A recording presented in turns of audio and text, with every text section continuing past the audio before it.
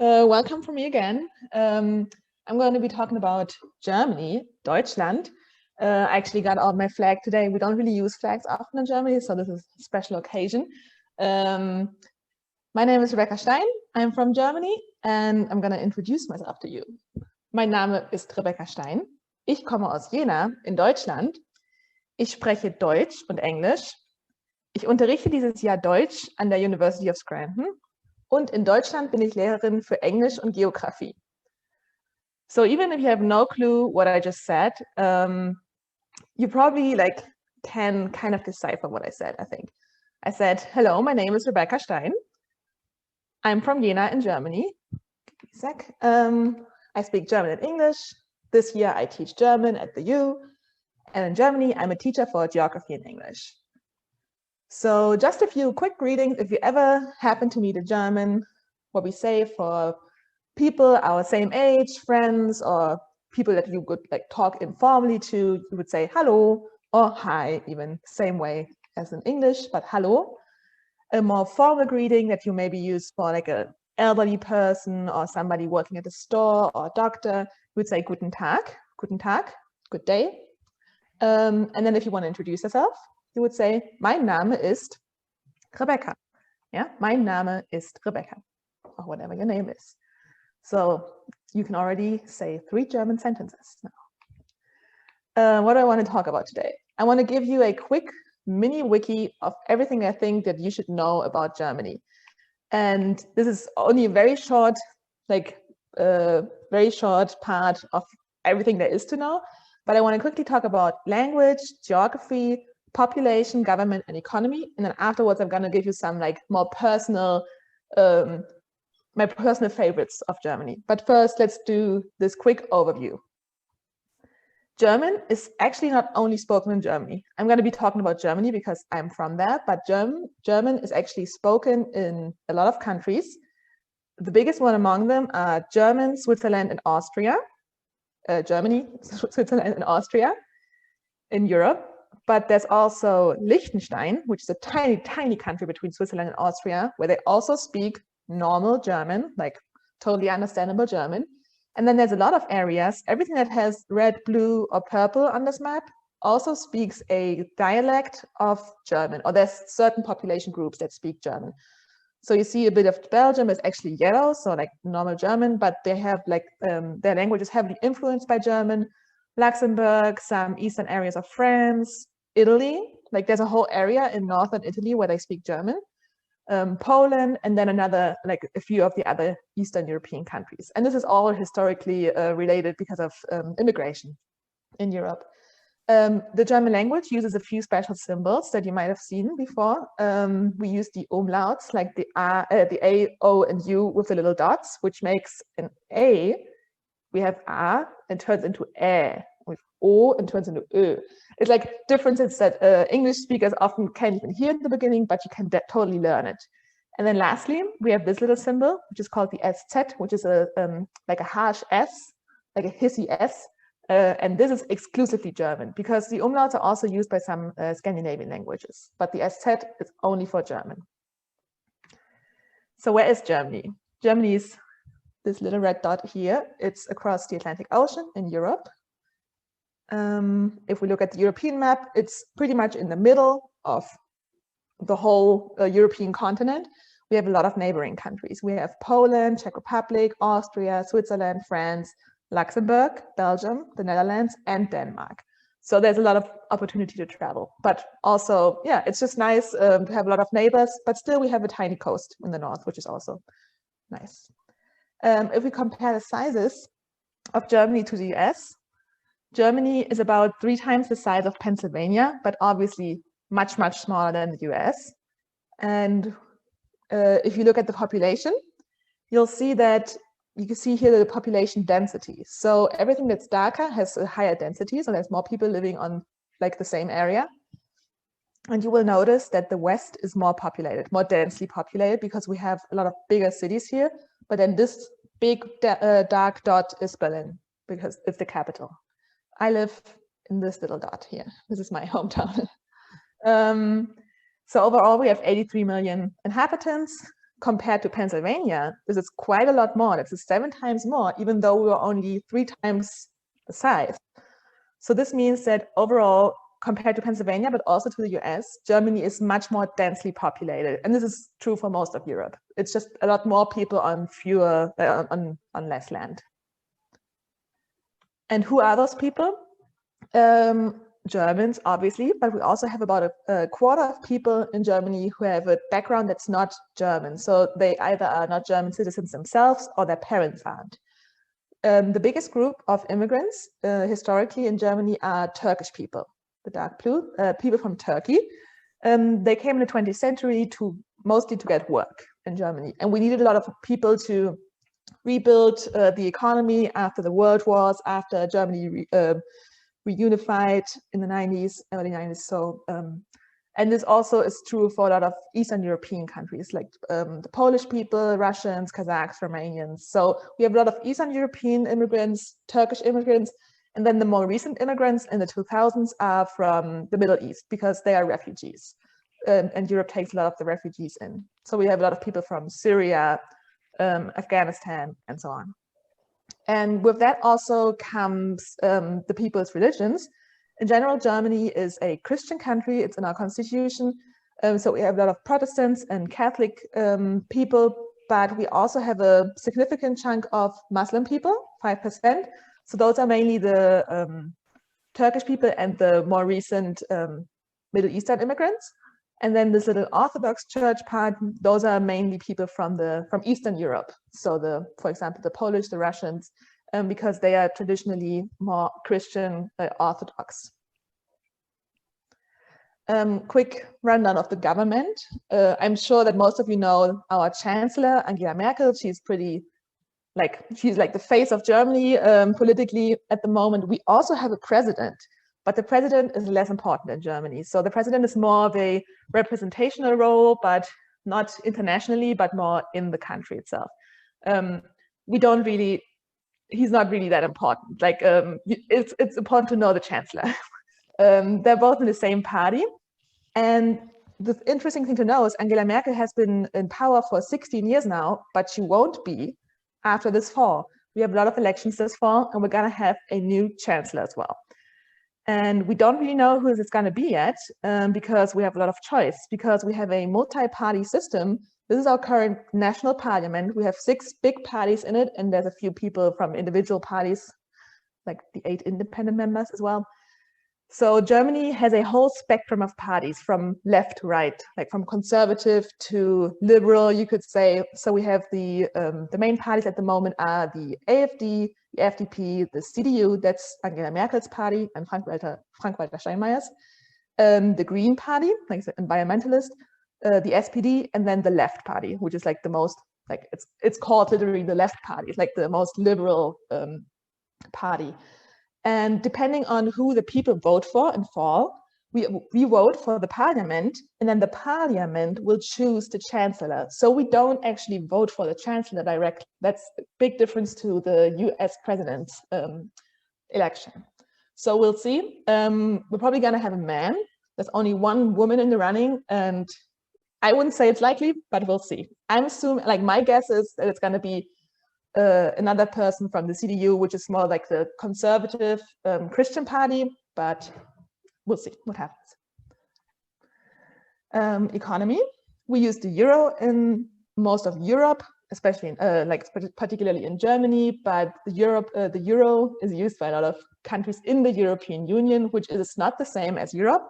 The European Union is a political, economic, societal union of a lot of countries in Europe, and they use the same currency, most of them, not all of them, which is the euro, which has those nice little colorful bills.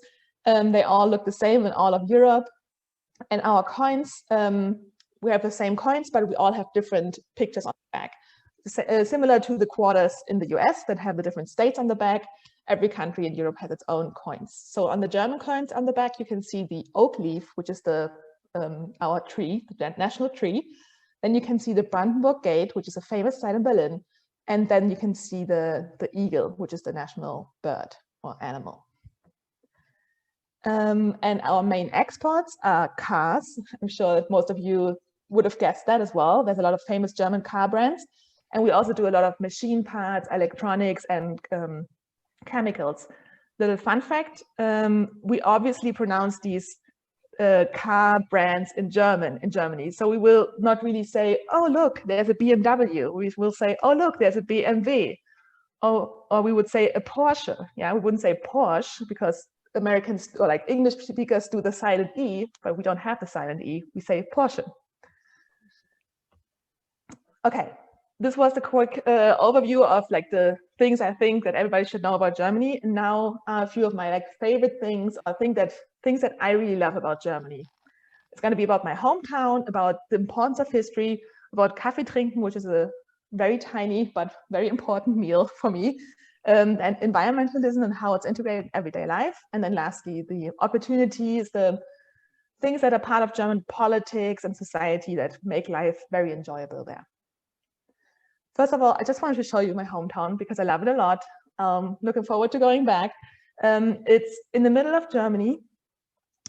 Whenever people ask me, where's your hometown? Where's Jena? I'm like, you probably don't know it. It's like right in the middle, a little to the east. It's a little bigger than Scranton. It has a university. It's very high focus on technology and innovation with the companies that work there. My university is called Friedrich Schiller Universität, and it was founded by a prince in the 16th century, which is pretty cool because German history is pretty old, European history in general. And one company that you might know, because I heard that it's that has a site pretty close to Scranton as well, is Schott. And this company is from Jena. They produce glass for machines and satellites and stuff like that. Yeah, and that's a company that's from Jena originally. Secondly, the importance of history. So first of all, I already said, like, my university was founded by a prince. History is obviously very important in Germany, or in Europe even, because Europe has a very long history. So we have castles and towers and old city walls just like everywhere. This is a ruin very close to my house. This is a tower from the old city wall in my hometown. This is a very common thing to see.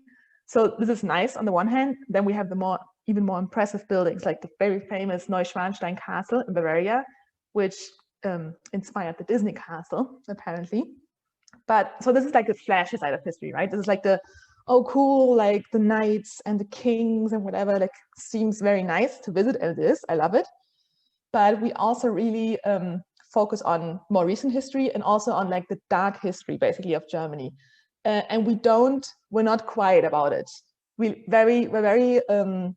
very important to us that we acknowledge history, that we educate ourselves about it, and then we talk about it a lot. Just to make sure it's like the bad things don't happen again, basically. So for example, here you can see the East Side Gallery, which is a outdoor gallery on the remnants of the Berlin Wall, because Germany was separated for a good chunk of the 20th century by a literal wall, and this was torn down mostly after Germany reunified. But there's some remnants just to remind us this happened, and we shouldn't let it happen again. And then obviously the Holocaust, the World Wars, we're not quiet about it. So we have a lot of memorials. This is a very famous Holocaust memorial in Berlin. And for example, the concentration camps by the Nazis are still mostly preserved as museums now. And every single high school student in Germany will go to at least one concentration camp during their education. This is just part of making us remember what happened to make sure it doesn't happen again. So this is also the other side of the importance of history. Okay, now to a more lighthearted thing, Kaffee trinken. Kaffee trinken is a meal, you could say, which literally translates to coffee drinking or drinking coffee. It's a little bit like the English tea time. And Shama also talked about like a tea in the afternoon, right? So it's probably also similar to that.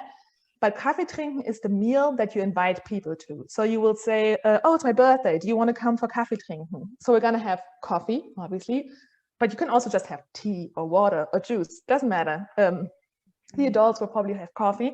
And then we will have a lot of baked goods. So whatever is in season, we will have cake, we will have cookies, but mostly cake. Germany is not that much into cookies and cupcakes and stuff like that. We like our cakes.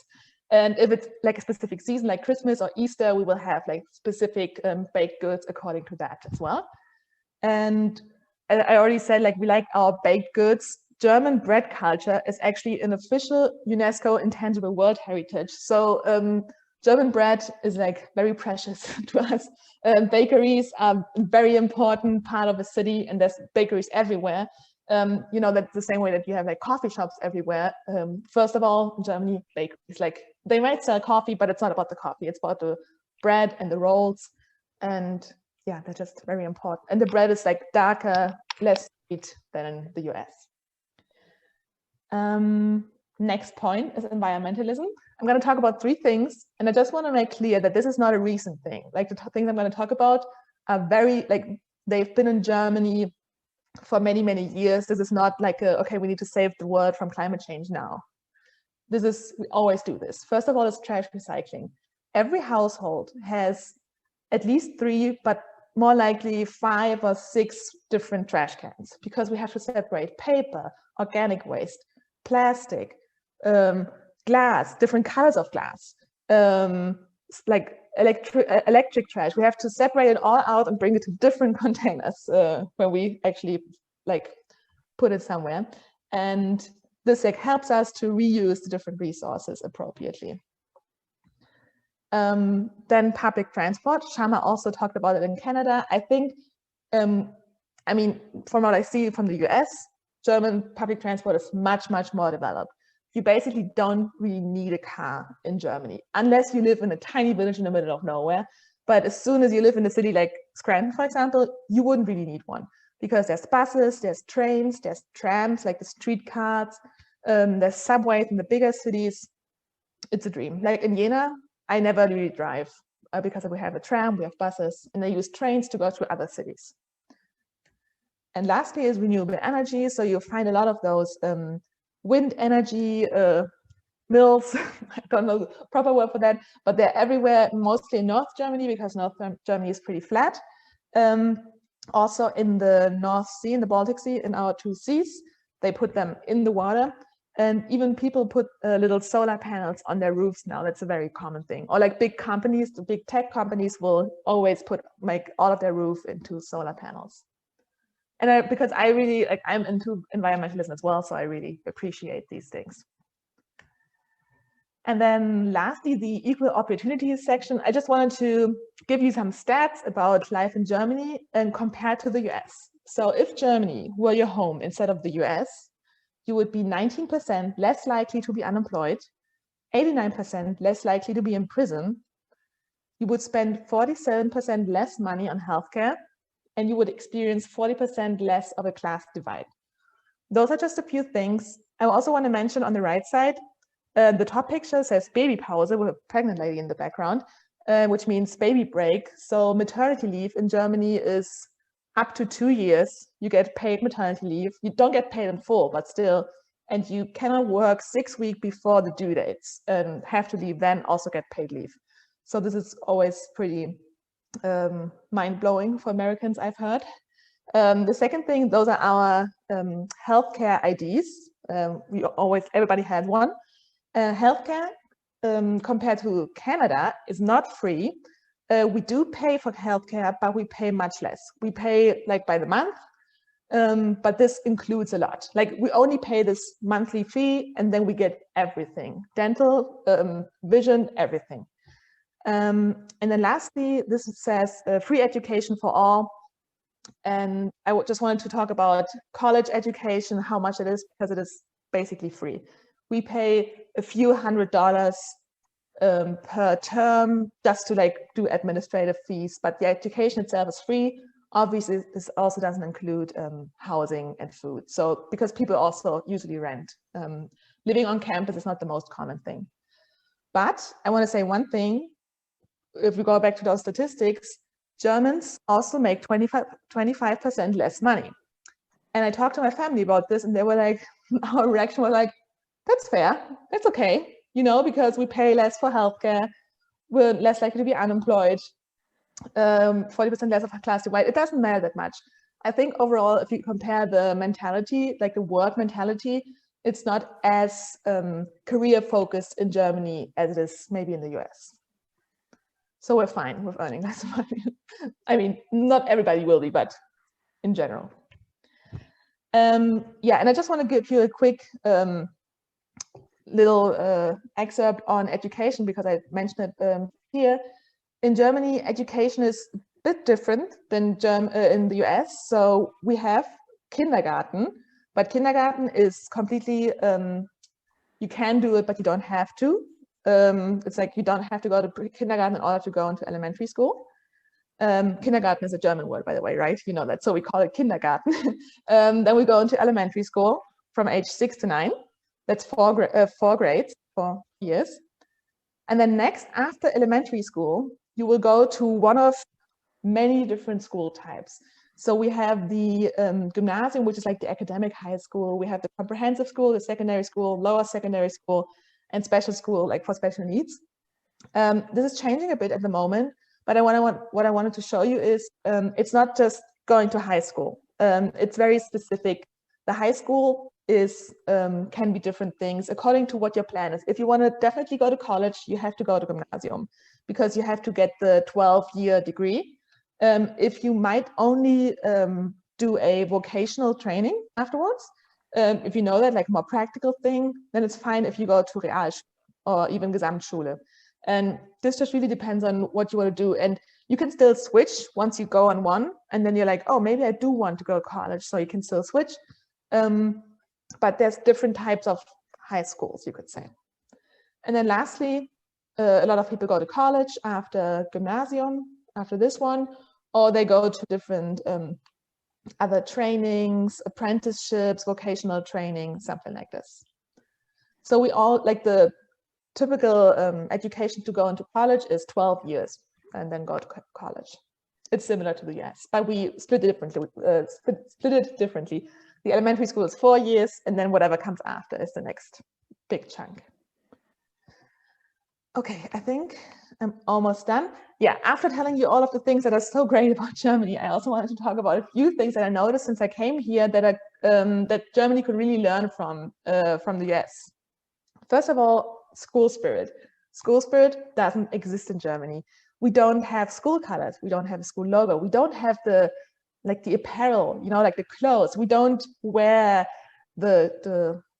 like we don't even have school sports. So there's no team to cheer on, you know. It's just not a big thing. They're trying to develop it at the moment, not even in colleges, like neither high schools nor colleges. They're trying to do it in colleges now because we see it from the US and it looks pretty cool. So we started selling like shirts and stuff with our logos on it, but I don't own a single shirt from my college at home, and I've been there for a long time. So it's just not a thing, but I really like it because it makes, like, it is a great community. So Germany could learn that.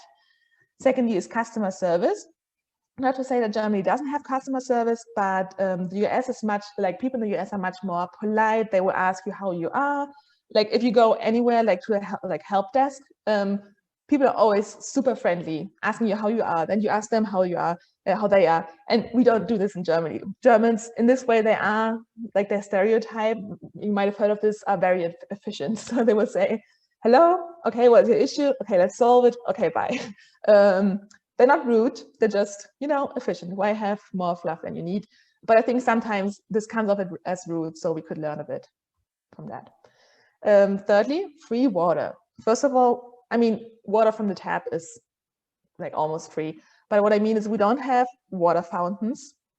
So you cannot just like, you always have to like buy water if you're out. And secondly, in a restaurant, you don't get like that free water in the beginning, the free tap water.